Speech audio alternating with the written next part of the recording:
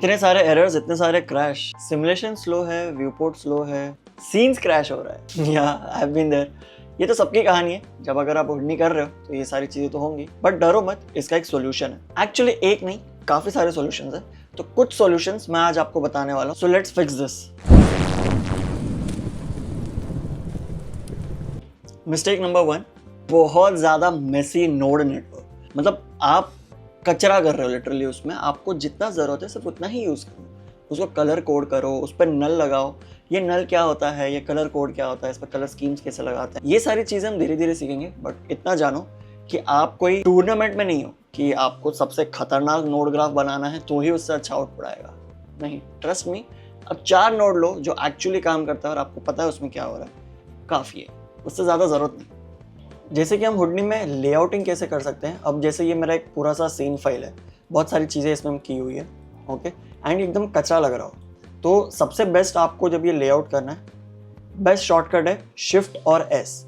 आप जैसे नोटिस करोगे शिफ्ट और एस मैंने क्लिक किया, वैसे ये पूरा ऑटोमेटिकली लेआउट हो गया, राइट। एंड ये कंपैरेटिवली बहुत ज़्यादा क्लीन लग रहा है। तो अभी अगर आपको इसको और मैनेज करना है, फॉर एग्जाम्पल समझो कि मुझे इसको मूव करना है, तो मैं और इसमें क्या कर सकता हूँ। जैसे ये देखो, अभी स्टिल जो नोड्स है ये अलग अलग लग रहे हैं। तो जितने भी नोड्स को मुझे ठीक करना है, मैं इसको ऐसे क्लिक करूंगा एंड जैसे मैंने इसको सिलेक्ट किया है, मैं ए प्रेस करूंगा एंड मैं इसे शिफ्ट करता हूँ जहाँ पे भी मुझे उसको अलाइन करना है। तो अब देखो ये ऑटोमेटिकली पूरा अलाइन हो गया। अगर आपको ऐसे नहीं करना तो मैं कंट्रोल Z करता हूँ, ए प्रेस करेंगे और लेफ्ट टू राइट में ऐसा अलाइन करूंगा तो लेफ्ट टू राइट।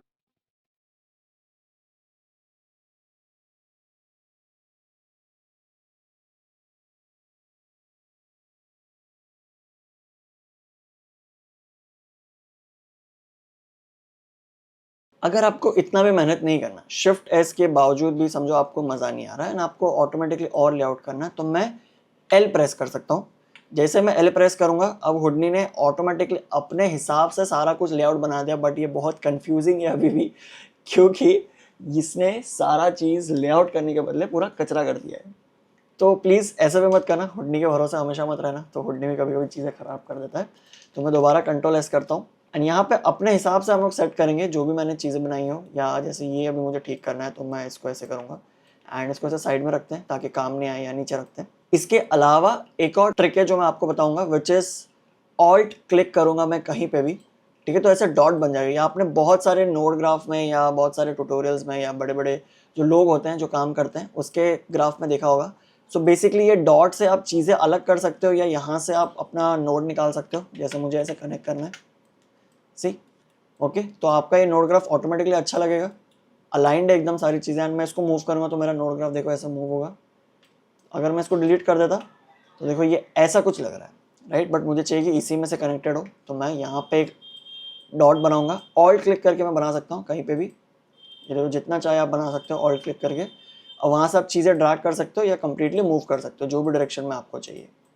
एंड काफ़ी कन्वीनियंट है, क्योंकि इससे क्या होगा कि आपका जो पूरा नल ग्राफ है या नोड ग्राफ है वो अलाइन रहता है, राइट। फिर इसमें एक और चीज़ है कि आप, जैसे मैंने आपको बताया कि कलर ग्राफ करना होता है या कलर करना होता है, तो बेसिकली ये एक इंडस्ट्री नॉर्मल चीज़ें बोल लो या लोगों का प्रेफरेंस समझो कि बहुत सारे लोग होते हैं, बहुत सारे के यूजुअली मोस्टली आर्टिस्ट यही करते हैं कि वो लोग कलर कोड करते हैं अपना नोड। जैसे अगर आपका नल हो गया, आपको पता है कि ये मेरा पूरा वर्क फ्लो का लास्ट नोड होने वाला है एंड इसको मैं बाद में कहीं यूज़ कर सकता हूँ या कॉल बैक कर सकता हूँ, तो उसको मैं अगर पूरे इतने बड़े सीन में, समझो इतना बड़ा मेरा सीन है, राइट, एंड इसमें कंफ्यूजिंग है नल को ढूंढना कि मेरा नल एग्जैक्टली कहाँ पे है एंड मैं कहाँ से उसको मर्ज में डालूँ, ये बहुत सारी चीज़ें।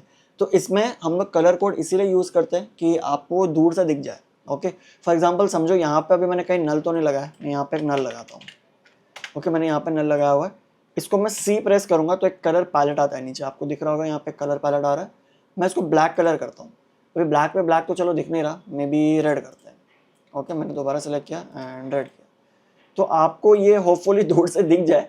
अभी बहुत छोटा लग रहा है तो इसलिए वो अच्छे से विजुअलाइज नहीं हो रहा है, बट आप जब काम करोगे अपनी स्क्रीन में उस हिसाब से आपको दिखेगा कि वो एग्जैक्टली उभर के आ रहा है, क्योंकि वो कलर आपको डिफरेंस दिख रहा है, राइट, कि बाकी सारे नोड्स ऐसे अलग से एंड आपका जो नल है वो अलग से।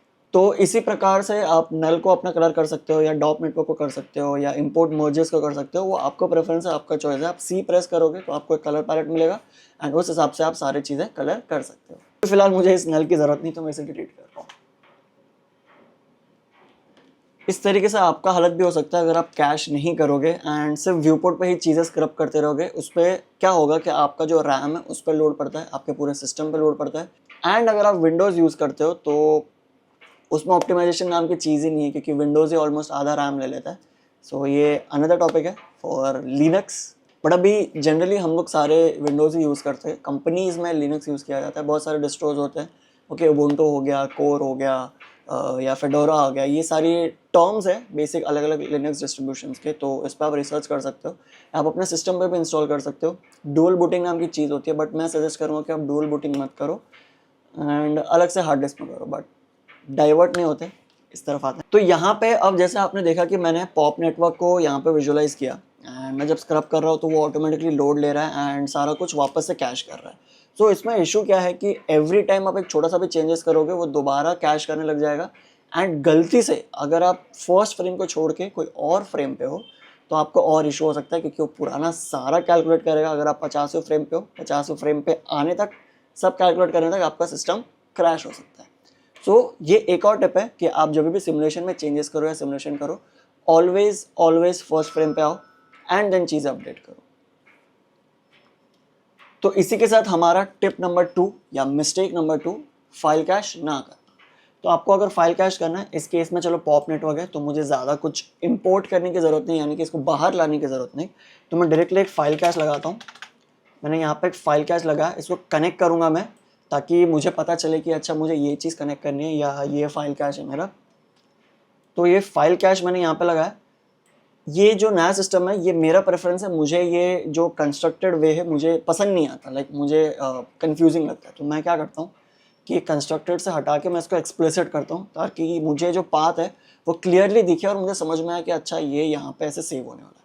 अब इसको रीड कैसे करते हैं, इसको मैं ऑलरेडी एक पुराने वीडियो में एक्सप्लेन कर चुका हूँ जहाँ पे हमने फाइल कैश नोट के बारे में पूरा कंप्लीट डिटेल में सीखा था। तो आप वो प्लीज़ चेक कर सकते हो, यहाँ पे कहीं पे तो होगा, बट आप चेक कर सकते हो चैनल पर। सो नाउ मैंने यहाँ पे फाइल कैश लगाया हुआ है, इसके बारे में ज़्यादा बात नहीं करूँगा, बट सिर्फ ये कहूँगा कि आप बेसिक से बेसिक चीज़ करो, या कि आप सोर्स बनाओ, वॉल्यूम रेस्टराइज करो, कोई भी चीज़ को वॉल्यूम बनाओ, या आप छोटे से छोटा सिमुलेशन करो। हमेशा कैश करना ज़रूरी है, क्योंकि उससे आपके रैम पे लोड नहीं आएगा एंड आपका सिस्टम हैवी नहीं होगा और क्रैश होने के चांसेस बहुत कम है। जो भी चीज़ें आप बनाओगे या रीड करोगे वो आपके डिस्क से रीड होगा। थर्ड मिस्टेक, एट्रीब्यूट्स को इग्नोर करना या उसको वहीं पड़े रहने देना। सो ये सबसे बड़ी गलती है कि आप एट्रीब्यूट्स को कैसे भी यूज़ करते हो बट उसका यूज़ होने के बाद आप उसको हटाते नहीं हो। इससे क्या होगा कि आपका जो सिस्टम है वो ऑब्वियसली लोड लेगा एंड जब आप सेव करते हो चीज़ें तो उसका डिस्क स्पेस भी बहुत ज़्यादा बनता है। ये यूजुअली आपको दिक्कत होगी जब आप सिमुलेशंस करोगे। सिमुलेशन में बहुत सारा एट्रीब्यूट निकलता है, अलग अलग टाइप के एट्रीब्यूट्स निकलते हैं। सो प्लीज़ आपका जब काम हो जाएगा उस पर्टिकुलर एट्रीब्यूट की आपको अगर ज़रूरत नहीं है तो उसको एट्रीब्यूट डिलीट लगा के हटा दो। एंड एट्रीब्यूट्स तो हुडी का बैकबोन है, राइट? एंड अगर आप इसको यूज़ नहीं कर रहे हैं, आपको समझ में नहीं आ रहा चीज़ है कि क्या है कैसे, तो हम ब्लेंडर यूज़ नहीं कर रहे हैं, नो ऑफेंस। बट ये हुडी है जिसमें एट्रीब्यूट्स पे ही काम किया जाता है। तो प्लीज़ प्लीज़ प्लीज़ एट्रीब्यूट्स को समझिए कि एट्रीब्यूट्स क्या होता है। इसके बारे में भी हमने बात किया हुआ है एंड होपफुली आपको वो दिखे चैनल पर। हमने सारी चीज़ों के बारे में बात तो किया ही हुआ है, बट अभी हम शक्ल देख के बात करेंगे। बट प्लीज़ तीसरा मिस्टेक यही था कि आप एट्रीब्यूट्स को डिलीट करो एंड आपको ज़रूरत हो तो ही उस एट्रीब्यूट को रखो। फॉर एग्जांपल जैसे कलर बहुत जगहों से आएगा, आपके सिमुलेशन से आएगा, आप जब ऊपर कलर बनाओगे वो आएगा, but majority of the times वो ओवरराइट हो जाएगा क्योंकि उसका एट्रीब्यूट एक ही है, CD। बट स्टिल अगर आपको वो ज़रूरत नहीं है या आपको नॉर्मल्स की ज़रूरत नहीं है, वेलोसिटी की ज़रूरत पड़ सकती है क्योंकि आप मोशन भर करोगे तो आपको वेलोसिटी चाहिए। एंड बहुत सारी चीज़ें जैसे पार्टिकल्स आप करते हो तो hit Prem, hit UV and source Prem, source UV, ये सारी चीज़ें आपको अलग अलग एट्रीब्यूट्स मिलते हैं पार्टिकल्स करने के बाद। आपको ये यूजुअली ज़रूरत नहीं पड़ती बाहर, अनलेस आप एक पर्टिकुलर चीज़ कर रहे हो, आप ट्रांसफ़र कर रहे हो या बहुत सारी चीज़ें ऐसे, बट आपको ज़रूरत नहीं पड़ती। तो प्लीज़ एक एट्रीब्यूट डिलीट लगाओ एंड उसको डिलीट करो एंड आगे बढ़ो। सो होपफुली ये सारे ट्रिक्स और ये सारी बातें मेरी शक्ल देखकर आपको पसंद आई हो। एंड अगर आप इस चैनल पर नए हैं तो प्लीज़ सब्सक्राइब कीजिए, क्योंकि आदत डाल दो मेरी शक्ल देखने की, जिसके साथ मैं आपको टिप्स एंड ट्रिक्स दूंगा एंड हम इंडस्ट्री के बारे में भी धीरे धीरे बात करेंगे, बट स्लोली, जैसे मैं भी कंफर्टेबल हो रहा हूँ आप भी कंफर्टेबल हो जाइए। एंड जो मेरा नीश है, जो हुडनी है, जिस पर मैं बात करता हूँ या बात करता आ रहा हूँ, इसलिए मैंने ये टॉपिक चूज़ किया है कि मैं इसी से शुरुआत करूँ ताकि आपको पता चले कि मैं हुडनी मैं काम करता हूँ, बट इसके अलावा भी हम थोड़ा आगे आगे बढ़ रहे हैं। मैं भी सीख रहा हूँ, आप भी सीखिए। होपफुली आपको ये सारे हैक्स और टिप्स या ट्रिक्स जो भी बोल लो आपको पसंद आया हो। अगर आपको और चाहिए तो प्लीज़ कमेंट सेक्शन में मुझे बताइए कि आपको और चीज़ क्या देखना है। तो इस वीडियो के लिए सिर्फ इतना ही। मिलते हैं आपसे अगले वीडियो में, तब तक के लिए सीखते रहिए एंड क्यूरियोसिटी बनाए रखिए। Thank you.